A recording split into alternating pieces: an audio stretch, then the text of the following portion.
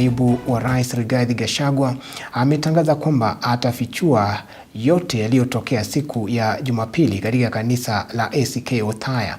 Gachagua amebaini kuwa matukio ya siku ya Jumapili yalikuwa njama ya kutekeleza mauaji. Viongozi wa upinzani walioandamana na Gachagua katika kikao cha NDC cha chama cha DP wameahidi kusalia pamoja ili kuhakikisha wanamfanya Rais Ruto kuwa kiongozi wa kwanza nchini kuhudumu kwa muhula mmoja. Zablon Macharia na taarifa kamili.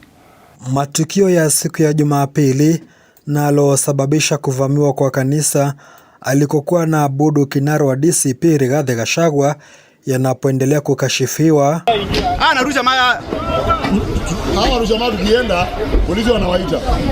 Sasa viongozi wa upinzani wameahidi kuelekea mahakamani kuwashtaki waliopanga vurugu zile. Aidha, Gachagua kwa upande wake ameahidi kupasua mbarika siku zijazo kuhusu yote yaliyotokea, akiongeza kuwa vurugu zile zilikuwa njama ya kutekeleza mauaji. What happened in Othaya over the weekend is domestic terrorism, and we are taking legal action to do private prosecution of those individuals who have been identified as perpetrators. Because we realize if we don't, Kasongo will continue to take this country for granted. Now I will be telling the people of Kenya that attack was not just a normal attack. We now have the details. It was an assassination attempt sanctioned by William Ruto and executed by Murkomen. We'll be giving full details in the next few days so that Kenyans can know what happened. Viongozi wale na waliozungumza kwenye kikao cha mkutano mkuu wa wanachama wa DP wameahidi kuendelea kushikana kama smaku ili kuhakikisha Rais Ruto anahudumu kwa muhula mmoja. We are in the united opposition because we all agree to the one-term movement to remove the pain of Kasongo, which is on every household. Na tumesema lazima tujipende kama wa Kenya.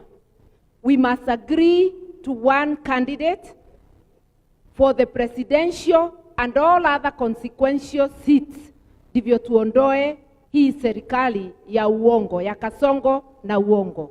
Na tutaungana tukiamua beba bendera, sisi sote tutakuwa nyuma yake.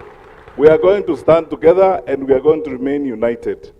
Our ambition. Wakati huo huo, Gachagua ameahidi kuwa wataendelea kuwatoa viongozi ambao wamekuwa wakitumika na Rais Ruto kwenye muungano wao, akiweka wazi kuwa hamna viongozi wanaogura upinzani ila ni wale wapelelezi wa Rais Ruto kwenye muungano wao. There was a narrative in the beginning of the year at watu wanatoka United Opposition, sijui wanatoka DCP wanaenda kwa Kasongo.